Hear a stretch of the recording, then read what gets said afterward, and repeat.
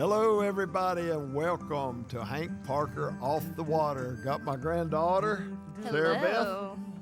Good to see you, Sarah Beth. Good to be here. Yeah, I'm glad you're here. Hey, today I got a very, very special show, a show I'm excited about. I'm going to have a guest, a great friend of mine. I'm going to tell you how I met him and what we got going on. We're working on a project. It's exciting for me, but my buddy Danny Bennett's going to join us. And Sarah Beth, Danny and I are going to be so deep in conversation, I don't know if you want to sit in this or not. I hear that. I think I'm going to let you guys do your thing. There's too many men in this room right now for me, so I think I'm going to go skedaddle out of here. All right. Well, tell them goodbye, Sarah Beth, and you'll be with us next time. All right, goodbye. I'll see you guys next time. Hey, today I want you to introduce you to my buddy, Danny Bennett. Hello, my buddy. Hey, buddy. How are you? I appreciate you joining me today. Hey, Danny and I have got some exciting news. But before we unveil our exciting news, I want to tell you, I met Danny. Where are you from? Waycross, Georgia. Waycross. Yeah. Now, but where did I meet you? I was in a field in Blackshear, wasn't I? You're in a field in Blackshear, so I live in Blackshear now, and you were I'd heard you were in town, and I stalked you out. I was actually headed home. You were about 2 miles from my house, and I saw a man walking out, and I thought he looks like a big man.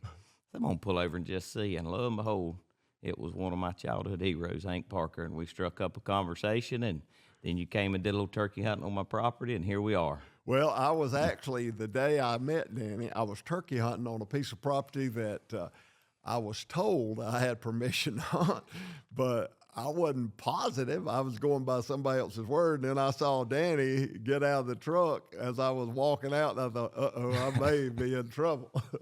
So you had me nervous from the start. Until you saw me, you're like, wait, there's no problem with this little guy. In fact, one thing I'll say that I would never forget, first time I saw you in person, Richard Blythe being a mutual friend of ours, I knew you were around. Richard, good people, and I saw you and I thought, goodness, you're a lot larger in person than I thought. And I'll never forget when I shook your hand.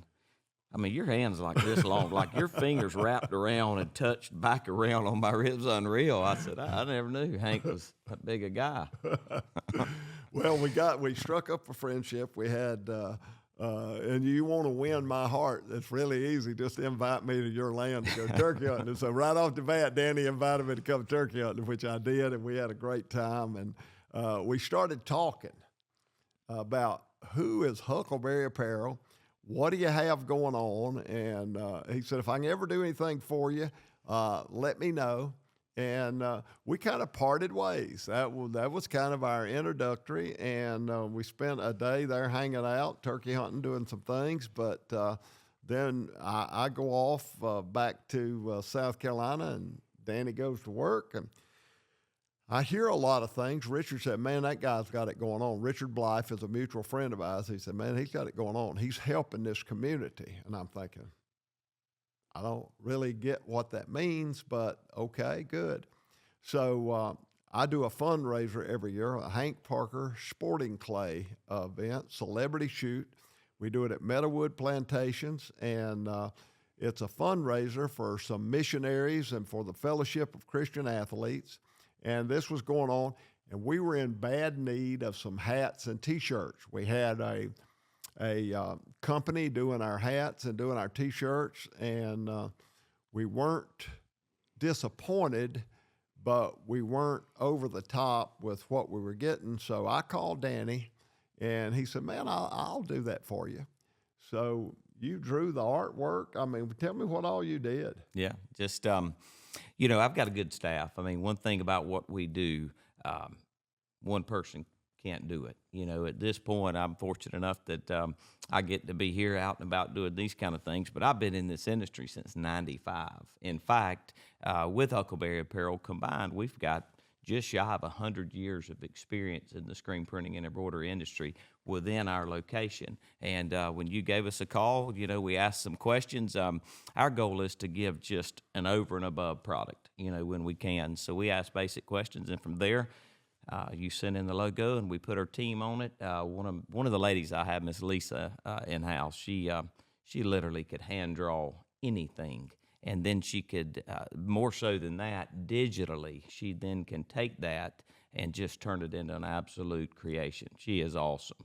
and we just took it, put the colors in there, and made it pretty, and sent it, Mr. Hank. You seem to like it. So. Well, everybody. I mean, it wasn't just me. It was everybody that's involved in this celebrity shoot just absolutely loved it. And the quality of the product was over the top.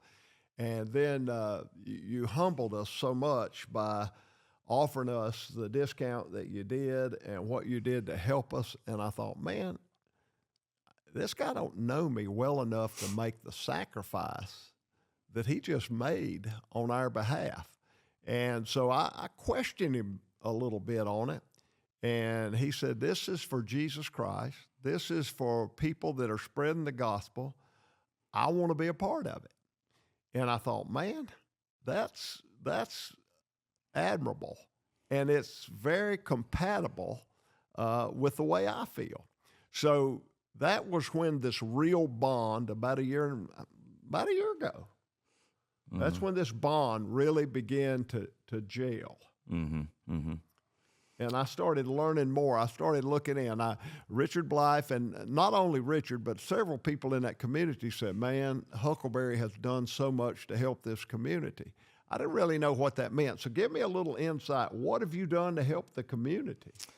Well, we'll probably touch in a moment, about Aaron Martins and that and our relationship. But in our community, the short of it is like I said, I've been in this industry since '95 and left for a number of years to pursue the corporate world with CSX Transportation. And we started coming in. We unfortunately, in our hometown, in our area, we had several children that, came down with childhood cancer. And there was this one little girl, Amherst Bedford. She was diagnosed with cancer, and I just remember coming home from shift work and, stressful stuff. And at the time, my daughters we were pregnant with Blair, or I just had Blair pregnant with Bristol. And so I was a new daddy, and we were building properties and just, had a lot going on. And I remember in the hustle of the day, I would come in and I'd look, and there was this picture of this beautiful little girl with these just blue eyes, and I'll never forget that picture. She was just looking up, toward heaven. And I remember telling my wife, Tammy, I said, we've got to do something to help this family. And I began to handwrite letters. It's something I've always just enjoyed doing. I'm kind of old school, and I handwrote this family a letter and did what I felt led of the Lord to do. And not long after that, another little girl in our town was diagnosed, Maddie Elizabeth Goebel. And I felt the same burden to do the same thing and began writing letters and sending in a donation. And Amherst was healed of cancer and moved on. And unfortunately, that cancer came back, and she and my daughter Blair became the best of friends. Amherst was the kind of young lady that had the impact so large, they featured her on St. Jude commercials. We did an entire T-shirt line with her, that said "Smile." She just lit up the room. Everybody loved her. And so Maddie's daddy called me with Maddie Goebel's daddy, and he said, "Look, Rob and Tina," and they said, "You obviously have a heart for these kids. We want to form a nonprofit. Would you be interested in serving on this board?" I said, "I'd be honored." So we began Maddie's Mission, which you could look them up, maddiesmission.org, and started that. And we, been helping families. And then through my business, through Huckleberry Apparel, we do what we'll talk a little about. We do a lot of fundraising and childhood cancer stuff, and we seek to help a lot of people. It was awesome, the opportunity. Now, you call that part of your business Huckleberry Heart? Heart of Huckleberry. Heart of Huckleberry. Mm-hmm.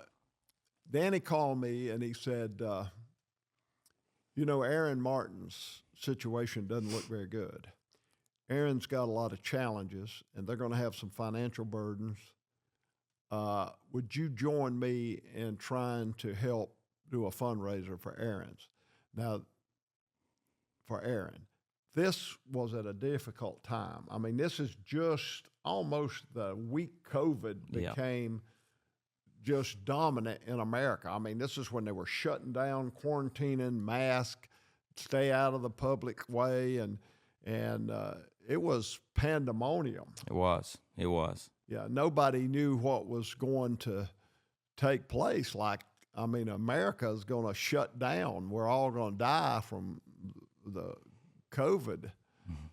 And so Danny is calling me and saying, do you want to put together a fundraiser to try and help Aaron Martins? And I said, I absolutely do. I will do whatever I can to help. He said, well, join me. Join me in this effort. Let's reach out to Dance. Let's reach out to Jimmy Houston and to Roland and all these different people. And I want to tell you, Dance didn't hesitate. He said, I'm in, Hank. Jimmy didn't hesitate. I'm in. We had so many Shaw Grigsby. We had so many Randy Howe. We had so many of the pros say, hey, yes, we'll do whatever we can to help Aaron and his family.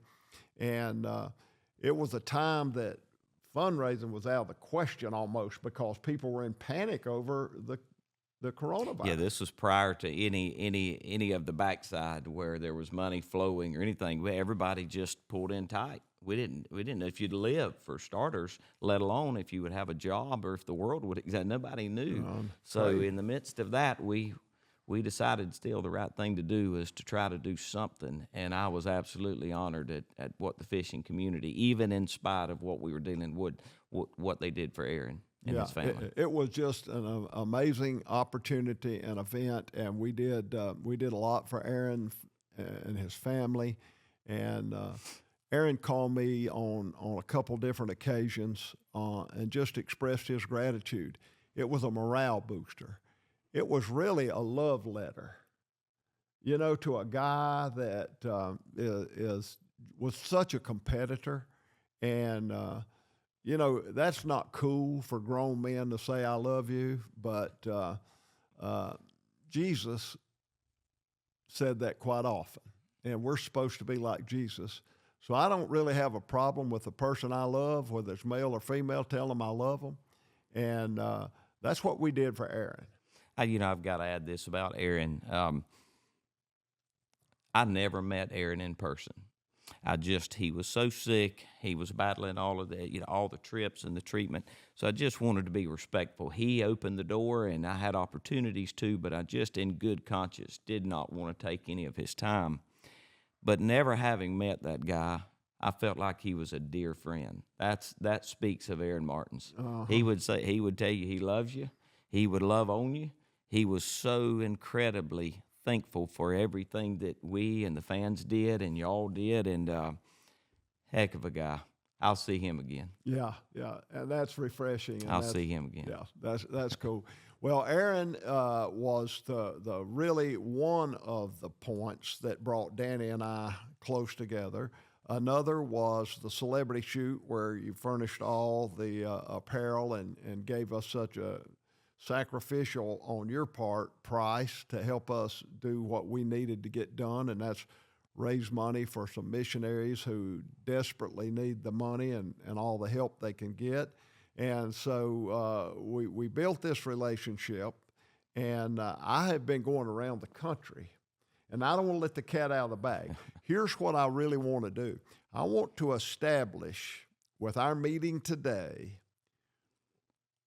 what the basis is for you and I coming together, what brought us together, why I believe in who you are and who your company is before I ever unveil the project that you and I are going to work on collectively. Mm-hmm. So what I'm trying and what I really want to do is people understand the connection between you and I, and then as we unveil this project on our next podcast, that'll be one to come, what it is you and I are working on. But I want them to understand who you are and who I am and who we are collectively before we ever unveil our project that we're working on. And I'm very excited. It's hard. It's like having a Christmas present, and it's Christmas morning, and I'm ready to open it. But I'm not ready yet. I want to establish who Huckleberry is. So I'm going to toot his horn for just a minute. He is a guy, and I've toured his facility, that has bought the state-of-the-art printing presses, artwork rooms, all the stuff, I don't even know technically how, sewing machines, that embroider machines, and computerized embroideries, and all sorts of high dollar equipment, and got them in a very nice facility. But he spends the majority of his time building campaigns to help people with cancer, all sorts of diseases, contributing, supporting the neighborhood, fundraisers, sacrificial giving. Blows my mind, really. So he's got all this facility, and he's spending at least half his time trying to figure out how to give all his money away. Well, listen, I don't know the rules of all of this, and guys, if y'all could see what's behind me and what Spencer and all has set up, it's unreal. So this is intimidating and overwhelming to me. I hope I don't absolutely bomb it. However, what I think is important to know, and I appreciate the kind words, is how faithful our Lord is. The fact that I'm here today, what people should know too is I am a psycho about a bass. I love it. I love it. I am a bass fisherman. I grew up as a boy watching Hank Park on TV. He was my hero. I mean, literally, I could remember as a boy fishing in ponds and thinking when, it was tough bite, wonder what Hank Parker would fish with today. And that is a legitimate story. In fact, the first time I met you, right here behind us, this 89 trophy, I can remember the day you held it up. I remember as a boy watching him hoist that trophy. And I stared and I drooled, and he and I sat over there and we talked for hours, and I was just in heaven. I will never be able to express on here what that was. And I finally looked at that thing. I said, Mr. Trank, you feel free to tell me no. Can I touch that trophy? Would you mind? And he just smiled. He said, you can hold that trophy. And I remember my hands were soaking wet. I was scared to death. I was afraid I was going to drop it.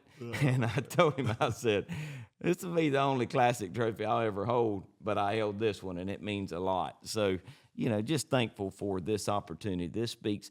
I'm just a good old boy from South Georgia that has tried to be faithful to my Lord, and I can say he has been faithful to me. I've got no business being here, but the Lord has certainly opened doors, and I hope that through this we're going to be able to bless a lot of people and do a lot of good. You're a big bass fisherman. I know you got a place on Eufaula. Mm-hmm. Now, is that your favorite lake? Oh, you put me on the spot. I do enjoy fishing Eufaula. I don't get there a whole lot. I've got a friend of mine, I've got a place in Florida that's my overall favorite, but public lake, I think the Harris Chain. And that's only because I just don't often I bought the place on Eufaula because I wanted, you fish ledges, you fish deep. I got a good buddy of mine that tours Slayton Bats, that guides there. You can do anything. You fish shallow, you fish brush piles. I mean, at one time I thought that I may give this thing a go. And I said, hold on right there. At one time you thought you may become a professional bass angler? Professional would be a long shot, but I would like to at least, start in the Toyota series and work my way up, and if the opportunity arose. But well, hold on. What happened there? Why did you not go in that direction? Blair Bennett, Bristol Bennett, and Tammy Bennett. I've got a wife. I've got two daughters. One's almost 14 and one is almost 13. They're 14 months apart. And I'm competitive. You and I have talked enough. I hope through this podcast the fans have an opportunity to hear a lot of the stuff. I'm hungry to hear the behind the scenes of Hank Parker. There's a side to him that if you're younger and you didn't know him like I knew him, it seems like he's just easygoing. He's a crazy bird. He is competitive. He doesn't back up. He doesn't slack off. And at the end of the day, we were talking, and actually, I don't know how much of that I can get into, but you were one among some others that just said, listen, maybe if you were younger, if your family was able to tour with you and this sort of thing, but at this stage in your life, he said, I've been around you. I see how you are about those girls and your wife, and it just won't work. And I am competitive. If I can't be all, I won't be anything. I wouldn't go there to be beat. You made a comment to me the other day about your local club derby after you and I were coming back, and that meant about the same to you. Oh, yeah. Well, I'm the same way. We've had two tournaments this year with the Okefenokee Bass Anglers, and zero practice. I showed up both mornings with 2 hours of rest. Did pretty well in both tournaments, but I want to win them. I'm not satisfied there. So I had to make a choice, and I just knew I couldn't do what I'm doing, and put that amount of time. Something would have had to give, and as much as I love it, I just wasn't willing to sacrifice my family. I like that, and that is a great great answer. And a lot of people need to hear that. I have so many people come to me that's got car payments, house payments, have children, and say, "Hey, man, tell me how to get on the pro circuit." I said, "Well, wait a minute. How are you going to pay your bills? Do you have to win a tournament and make a check in every event in order to be able to support your family?" "Oh, yeah, I'd have to do that. And then some. I got to pick up some sponsors." You missed your window of opportunity. It's hard to go and put your family through that and try to become and put yourself in a position to make an income to support a family. Right, so right. It's really smart that you were able to evaluate that. So with that being said, so you evaluated, no, your hair's changed, your favorite body of water, and you fished 2 tournaments, and so I'm assuming you're a member of the Okefenokee Bass Club. I am. I think my partner and I are third in the AOY so far, and each tournament had a fish that would have changed all of that, And but yeah, it's fun. I mean, I enjoy it, and both Don Durr, which is one of my dearest friends and partners, he and I went into it with the agreement. So far, this is our 3rd year fishing. We've only ever made about 40% of the tournaments each year. We just know he's busy. He's like me. He's got a place over on Lake Seminole. We get to go over there and fish. Good buddy of mine, Matt Beatty, that guides over there and worked with in the past as well. So I love it. I am passionate about it. I tell myself one day when I retire, I'll take a grandkid a day fishing with me. I don't know, but it's a tug of war, and it's real. Listen, I really would do it. I have fished with Danny twice, and he fishes like his hair's on fire. He's ready to go. He don't waste any time. So hopefully we'll fish together a lot more. I hope so. And we'll have some more conversations in the boat similar to we had last time. Hope so.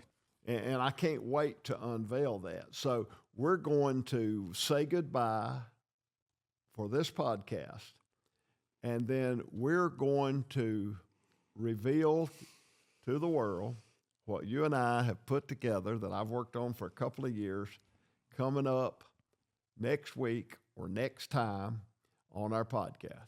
I'm ready. All right. So thank you for being my guest. Thank you for being here. Tell everybody goodbye. Goodbye. Thank you, Danny. I appreciate that. And you've told everybody goodbye. Now it's my turn. Let me tell you, now you know who Danny is. He loves Jesus. He loves to help people. He's an honest businessman. He's smart. He's got a lot going on, and I'm so proud to be associated with him.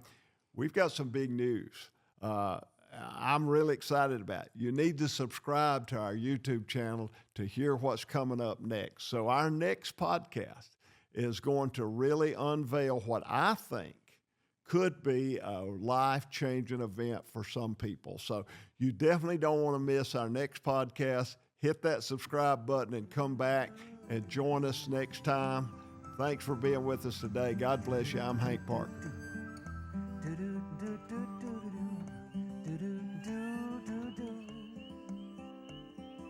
The house needs painting, the grass needs mowing.